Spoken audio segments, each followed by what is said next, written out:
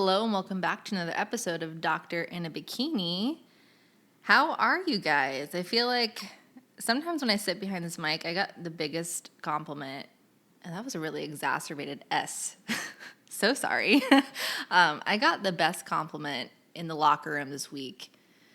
A couple of friends were taking time out of their day just to tell me that they appreciate the podcast and they love how I sound just like I'm being me. And I joked, I said, yeah, honestly, the hardest part for me is if I'm planning something specific, it is harder. So I really just have to hit record, get on the mic, and that's why I'm like, how you guys doing? How is everyone feeling? Because I feel like I'm just talking to my friends. So yeah, I hope that everyone's having a great week. If you've been tuning in to my Instagram tonight, you know that it's been a bit of a struggle bus for me today. Friday, I was glowing. I was excited.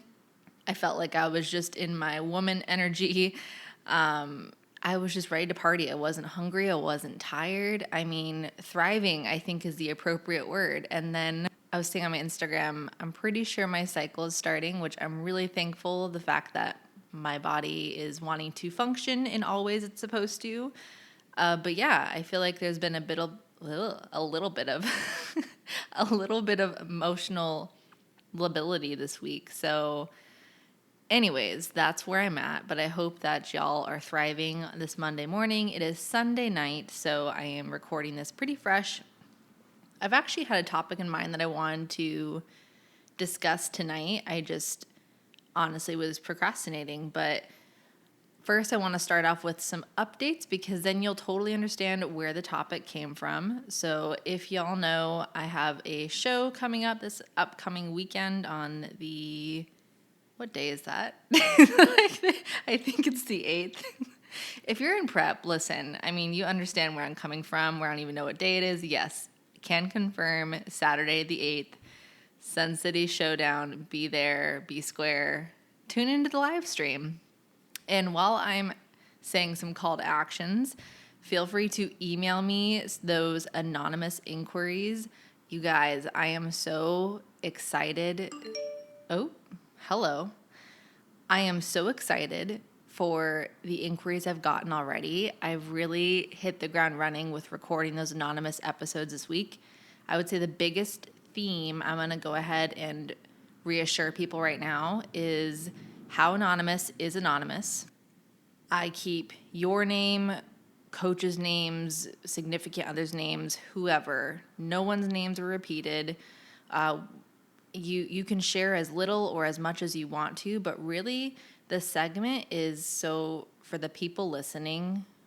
You know how sometimes we're going through something, but maybe we can't put words to it, or we're not even really sure what we're feeling or what we're going through, but then someone shares something and you're like, oh my God, I'm not alone, or oh my gosh, they get it, or wow, I feel really motivated or inspired or reassured. That's what the segment is for. It's called Anonymous House Calls with Doctor in a Bikini. So it can be anything from relationship content, prep content, anything life related. I don't want to give too many spoilers because it's just a space to be real without being worried about your cover being blown, if that makes sense. That way you're not like, oh my gosh, my mom's going to hear it and they're going to know instantly, or my coach is going to hear it. My friends, they have no idea I went through that, so I don't really know how I feel about sharing it. Totally anonymous, and thank you all so much for those who have already submitted. I think it's really going to be good. Pivoting from there with some very real life content. So like I said, I've got a show coming up, and you know, I love to say there's certain lessons in life that we either keep relearning it until we've learned it, or our spirit guides are like, hey, just want to remind you, this is something you need to do better at. So for me, I feel like sometimes, as you've heard in recent episodes, I am always trying to come from a space of compassion for myself. I think it's something I struggle with at times, and my spirit guides this week were like, hey, girl, remember how you used to struggle with comparison when you entered the sport? Well, we're going to present you with this lesson again. So yeah, I definitely had a moment, like an oh fudge moment. Through this community, I meet a lot of people, a lot of really talented, beautiful, amazing spirits and physiques, and there was someone on Instagram that I was scrolling, and I thought, oh wow, they kicked butt at this show, go them. And then I see in the caption it was like X amount of weeks until my national show, and I was like, oh, that's funny, that's when my national show is. And all of a sudden I was like, uh-oh. So I haven't felt that in a long time, but genuinely, you all, I mean, I'm a human just like you listening, and there are days that I fail to realize my own progress and how I look, and it's so easy to nitpick ourselves. And I had a moment where I was like, oh my gosh, I was so discouraged. I was cranky, for lack of better words.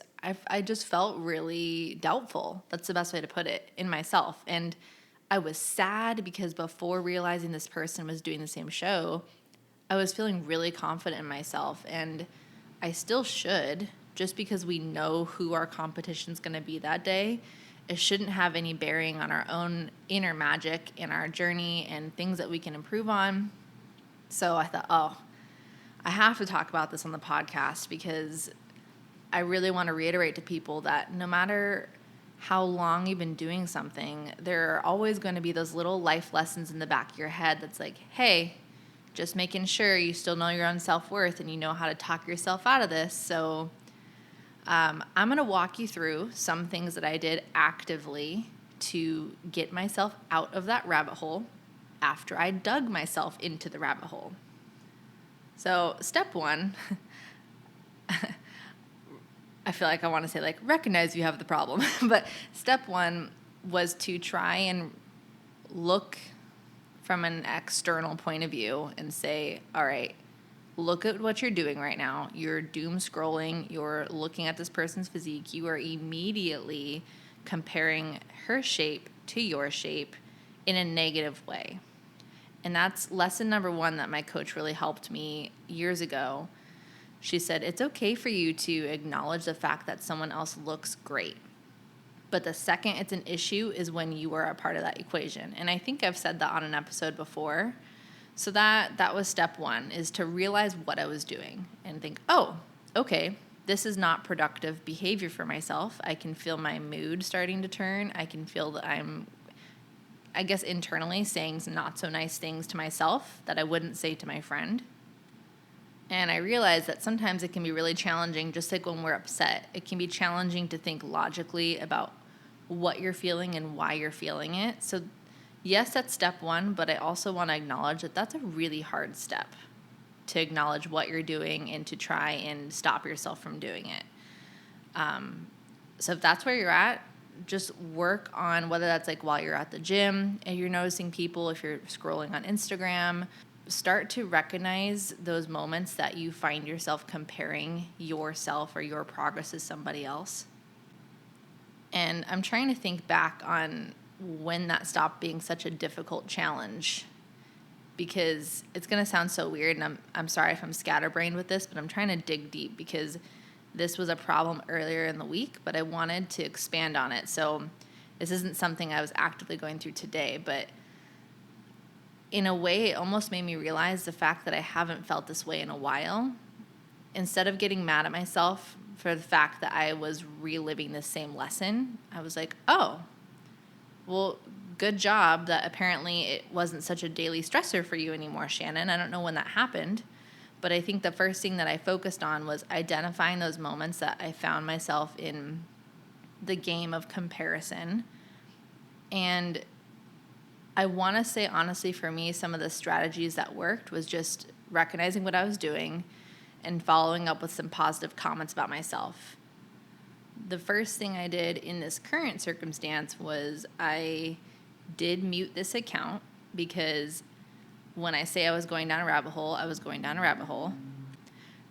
Number two, I muted the show that I'm doing, because, and if you know, you've been there, you know how some shows competitors will tag that that's a show they're doing, and they're posting this phenomenal Instagram, like anabolic lighting picture, and they look just like a chiseled specimen. And for lack of better words, you're like, shit, that's who I'm going against.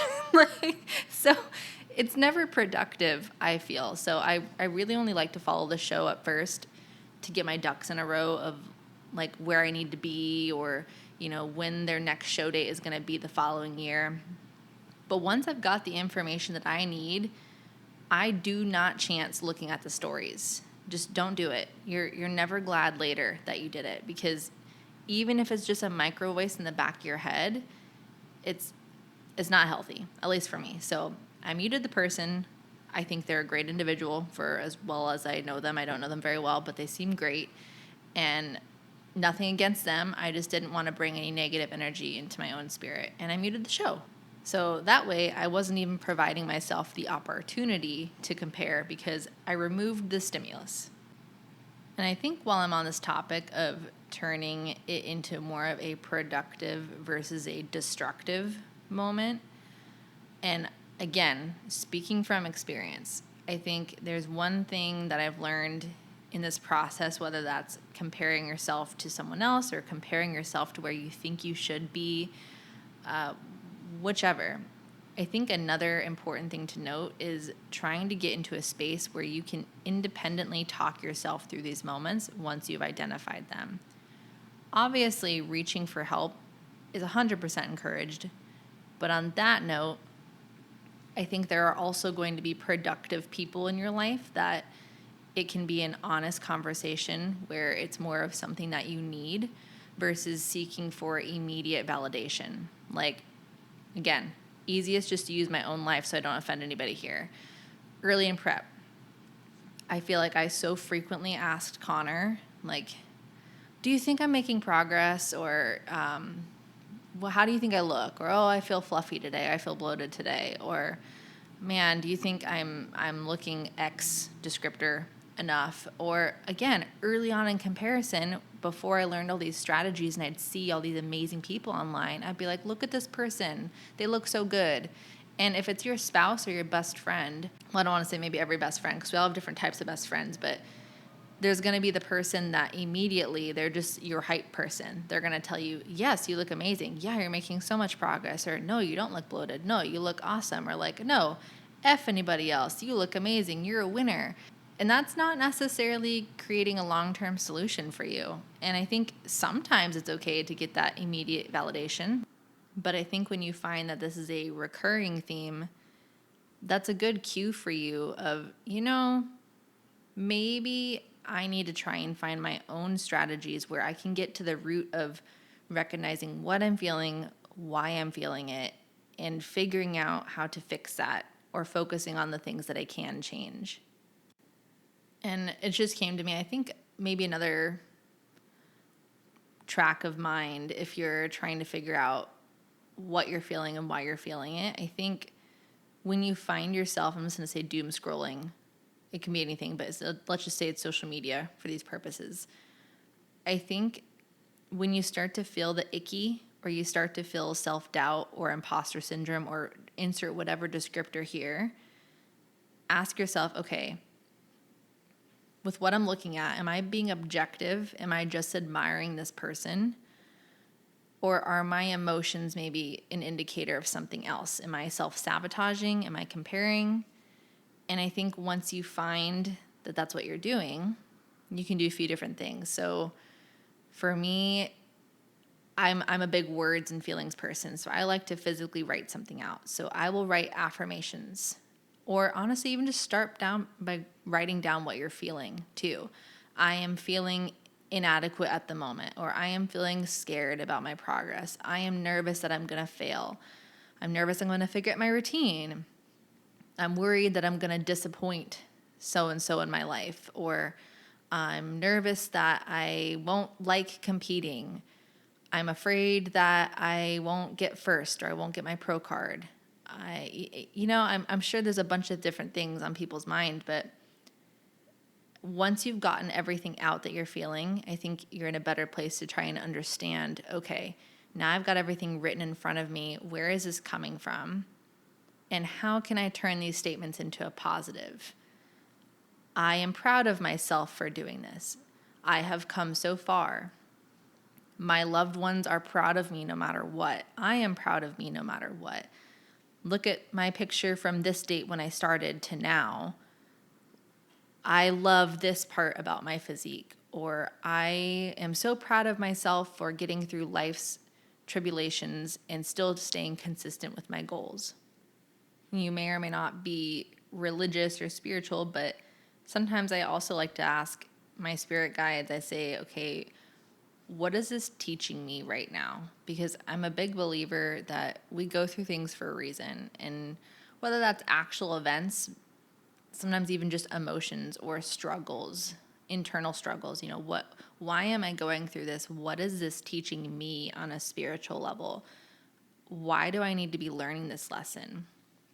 Or another question, why haven't I improved in my ability to deal with this? And that's why towards the beginning of the episode, I mentioned my own themes of showing myself compassion, feeling deserving, feeling proud of myself. It's like, I think it was the last episode, I said that it's easier for me to be supportive in others or believe in others and, to be like, yeah, of course they won. But for some reason, for me, it's not as natural. It's more effortful. So I think it's also valuable, whether it's competing or just other life lessons, ask ourselves, why are we going through this? Why am I struggling with this? Because there's a reason, and I know that I can overcome this. I just need to understand why.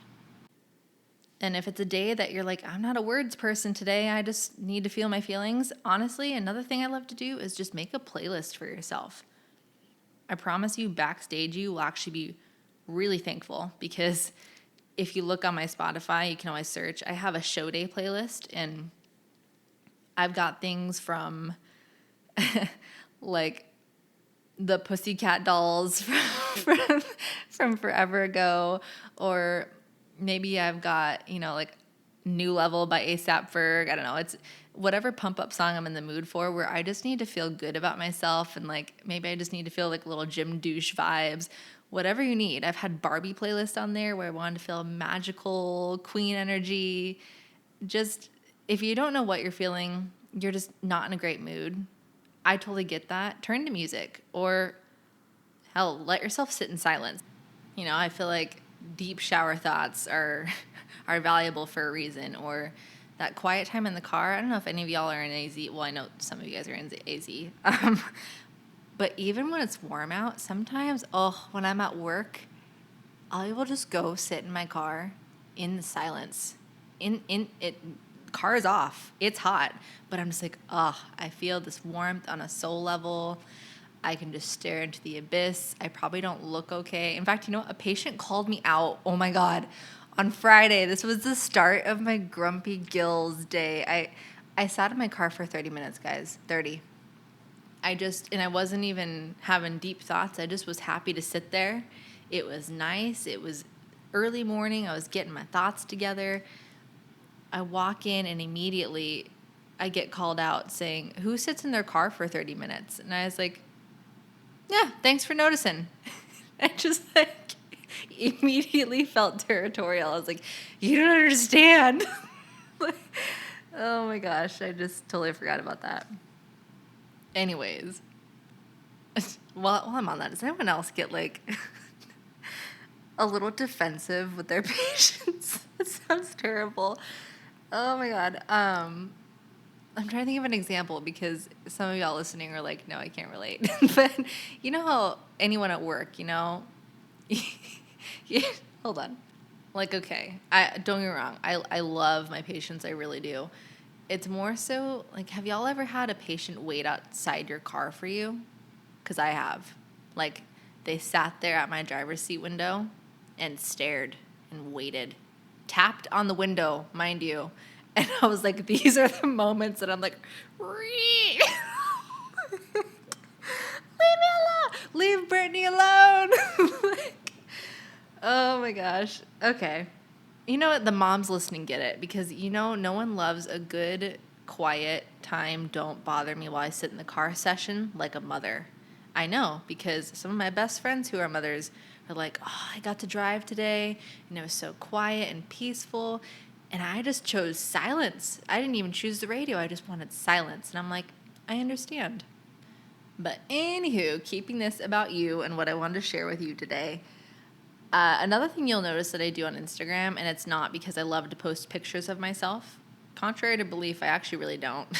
I like to share things with y'all to be relatable and to be authentic and to show that I'm a real human on social media, but I don't necessarily love posting photos of myself. That's not my natural people pleaser energy. Like, ooh, look at me. No, it's actually low-key my worst nightmare. But I value connecting with people. So my point there is, don't underestimate the power of doing side-by-sides with your own photos. You don't have to post them, but even if it's just for yourself, I promise you, you will feel so much better. So even on the days that you don't feel comfortable, take the pictures of yourself, because I can't tell you enough times that I was doing a check-in, I was in a cranky mood, I just felt discombobulated, uncomfortable, I wasn't happy with whatever I was seeing, or I was being picky about something. And then you look back an hour later and you're like, oh, okay, I was overreacting again. Okay, good to know.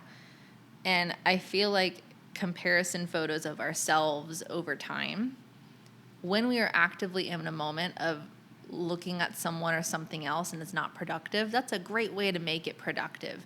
Find your favorite check-in photo of yourself or your favorite stage photo and just gas yourself up in the privacy of your own home. Be like, wow, look at how much I have improved my glutes. That's awesome. I did that.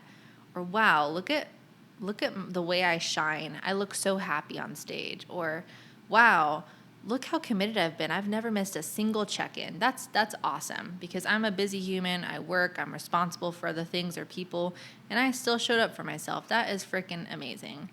And that is a great way to start turning these moments, because we all have the moments, turning them into productive lessons to further yourself. Because sure, someone else can look great, but how is fixating on that going to help you? One small little tidbit, I've lost track. I haven't been counting. I've just been speaking about what was very real for me in my brain this week. It sounds so funny, and I've never actually, I shouldn't say never.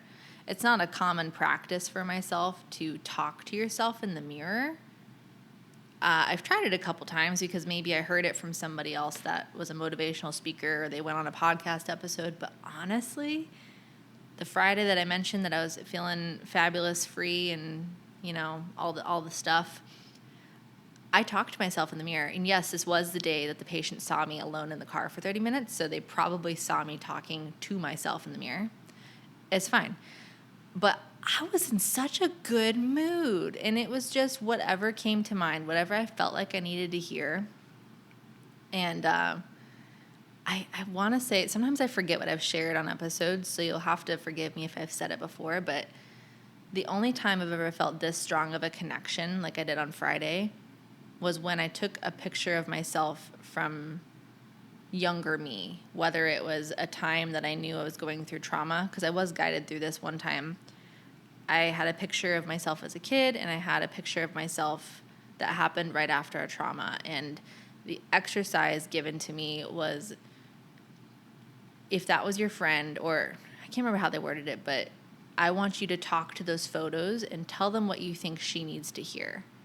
And oh my God, that was an amazing exercise. I wrote so much down. I started crying. I didn't even know I needed to hear those things. So honestly, do that with one of your prep photos. That's probably a great idea. I might even try later, because I haven't done this for a while. But point being, if talking to yourself in the mirror, you're like, yeah, it sounds great in theory, but I can't connect to it, or it doesn't hit on that deep level I need, try writing to a photo of yourself and just think, what does she need to hear? I'm going to tell her what I think she needs to hear. I hope that these things are helpful, because it sounds simple, but when I learned this lesson this past week again, it was a good reminder for me that this never gets easier. And what I mean is, whether it's your first show, maybe it's a bigger show than one you've done before, maybe it's your first national show, or maybe now you're a new pro and you're about to go against other seasoned pros. Maybe now you're a pro who's qualified for Olympia and you're about to go through with other Olympians. I mean, the comparison game will never go away. There are always going to be people that have more experience than you, appear more conditioned than you. Maybe you love their posing. There's always going to be someone that it's intimidating to think about. So I think long term, it's best to be as proactive about these strategies and whatever works for yourself as soon as you can. Because if I were to qualify for Olympia tomorrow, which is like eons away, I hope I even get there. That would be amazing. But can you imagine how intimidating that's going to be? I mean, you see these superhuman rock stars that are sweeping up wins left and right. I mean, that's amazing. I'm not actively comparing myself to them because we're not at the same level, but what if one day we are? What if one day we are at the same show? It's not going to help me to get inside of my own head and be like, oh man, they've got 60 wins on their belt and this is my first show. You know, so I think that dawned on me. It sounds so obvious, but it's like, wow, there are so many things for us to improve on now beyond physique. Sure, we can always maybe work on our conditioning, come in a little tighter. Maybe we change our suit color. We work on our posing. We work on our tan. We work on our stress management. There's always going to be things, but especially I feel like that mental game gives us such an advantage that we don't really give credit to. And there's not a whole lot of resources out there on how to identify what we're feeling, how to set expectations for what we might feel. And if you're listening and you know a new competitor, I hope you share this podcast with them because this is that resource. This is the space for me to share. Here's how I felt. Here's how I overcame it. Here's someone who might be similar to you, and here's how they overcame it. So if you know someone, share your favorite episodes with them because I think there's so much more to competing than the physique. It is such an emotional, mental game.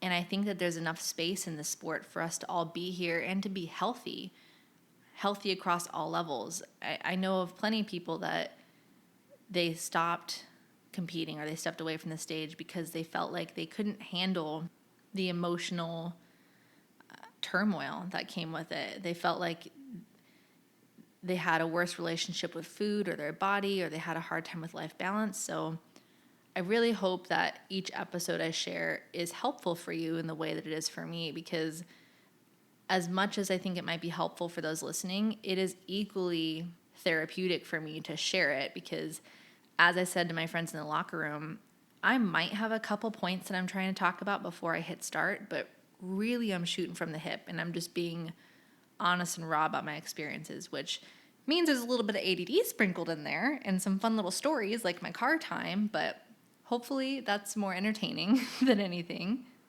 So with that being said, tonight is a shorter episode because, again, if you've been on my social media, I did say my social battery was low, and that was really the main thing I wanted to share about this week, how I turned my detrimental moment into more of a productive lesson for myself, because I think that you are all capable of the same thing, and there's probably tips that I didn't think of. So honestly, while you're emailing me your anonymous inquiries, if you would like to share tips that have been helpful for you on the emotional side of competing, I would love to share those with people as well. So I hope that y'all have an amazing week. Thank you so much for keeping up with me and for listening to another episode, and I'll talk to y'all later. Bye, guys.